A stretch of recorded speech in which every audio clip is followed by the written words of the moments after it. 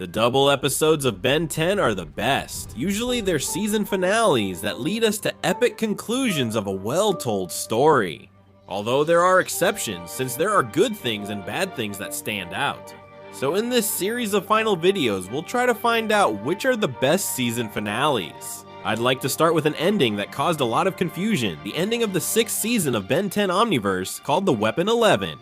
Alright, I'll be quiet for 3 days and present to you the good and the bad of the ending of the 6th season of Ben 10 Omniverse called the Weapon 11. The plot centers on Kevin and an event from the past that has come back to reclaim what belongs to them. Kevin will have the difficult task of facing his roots. A special squad of plumbers, which would be like the Federal Bureau of Investigation in the alien world. The good thing about the plot is that they try to focus on a character who isn't Ben 10. The problem is, they don't succeed. Midway through the first episode, they abandon this and instead make the plot unnecessarily complicated, since Kevin's main objective was to destroy the neuromatrix of the main villain, who had the young plumbers under his control. I would have freed the assistants earlier, but I needed Cervantes and the amalgams together to do it. I didn't plan for you to show up and complicate everything, as always. If we analyze all of this a bit, it could have been done from the beginning, but Kevin didn't want it that way. Ben had taken care of all the roots except for Cervantes. Kevin had the chance to do the same thing he did at the end, but he couldn't do it for the sake of the plot. And as for the characters, we have some that are full of references, like Alan. Hi, Alan. Long time no see. What do you want, Kevin? The last time I saw you, you absorbed my power. Yes. This refers us to the Ultimate Alien Saga in the episode Absolute Power, where Kevin took the liberty of draining all of Alan's powers, something he still hasn't forgotten. Alan and Manny also appear as plumbers, arresting someone quite peculiar, the Fat Four Arms from Gorbin. This is the same one featured in the Ben Tender's Alien Force video game. Pierce also appears, and although this character died in the Ultimate Alien Saga, here we can see him again through a flashback.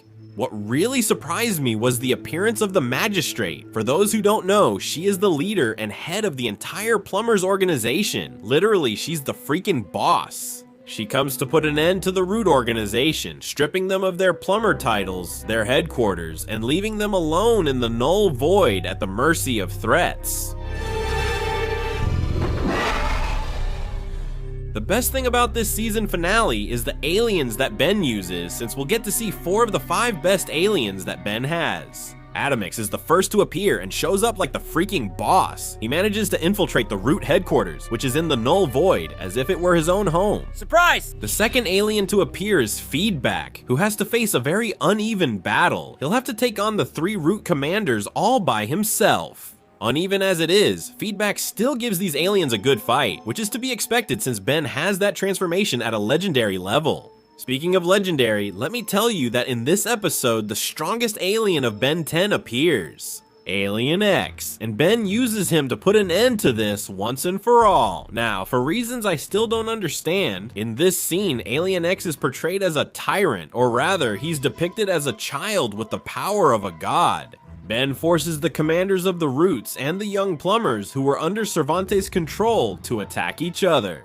This is the worst part of the episode, since there are actions that feel extremely forced. But we'll talk about this later, since Halcon, Escarabola, and Goodrod made an appearance in this episode. Escarabola was smart and powerful enough to defeat one of these really bad guys. Meanwhile, Goodrod was the key, generating a pheromone that attracted these aliens, who would then be led to the Root base in an attempt to destroy them. The one who would star in one of the best fights would be the evolution of Fuego Pantanoso, who would face off against one of the new mutations of Kevin once.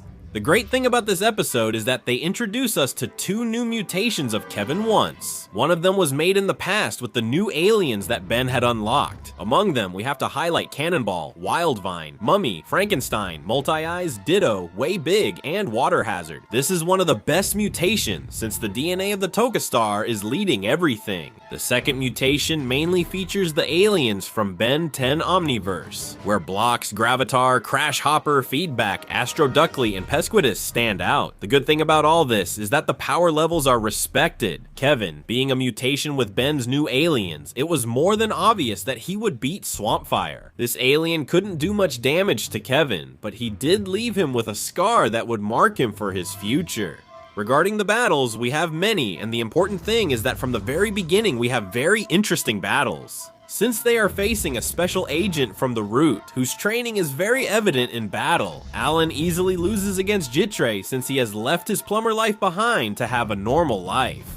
Kevin, although he doesn't lose, finds the battle very difficult. He needs the help of Seth and Arjit to be able to stop her. A pitched battle takes place in this season finale, where it's worth highlighting the fight between Rook and Manny, a dedicated plumber and Ben's right-hand man, versus a Tetraman cadet of the plumbers. Rook's skills with his proto-weapon are very impressive, so he defeats Manny easily. The good thing about all this is that Rook knows it.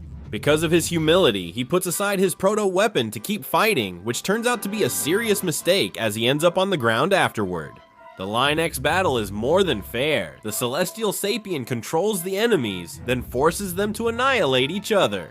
Against this alien, and especially with this somewhat dictatorial form, it's impossible to stand up to him. As for the final enemy, we know that the Roots are the problem, and the goal is to get rid of them because they have tried, and will try to take down Ben. For a reason that, let me tell you, is a very good one. Cervantes is the leader of the Roots and has seen Ben Tennyson as a threat ever since he got the Omnitrix, and he's absolutely right. Cervantes' fears are focused on the fact that with so much power, one day he could destroy the universe. So I decided to gather a squad to kill Ben 10? The problem is he went too far. Taking the Omnitrix was enough, but killing him was too much. Although I appreciate discussions about Dark Ben 10 topics, that would never be the solution. The episode itself is really good. The problem is that it's part of a trilogy that's bad and also incomplete. Let me tell you that the main enemy of this season wouldn't be Cervantes, but Agregor. But the writers who had previously worked on Ben 10 Ultimate Alien thought it would be too rushed to bring a Gregor back again, which was a monumental mistake since they bring Vilgax back every now and then to be the final enemy. Anyway, this is one of the several season finales that Ben 10 has had. You get to choose the next season finale to be analyzed in the comments. For my part, I send a big greeting to these people. I'm Frio, and I'll see you next time. Goodbye.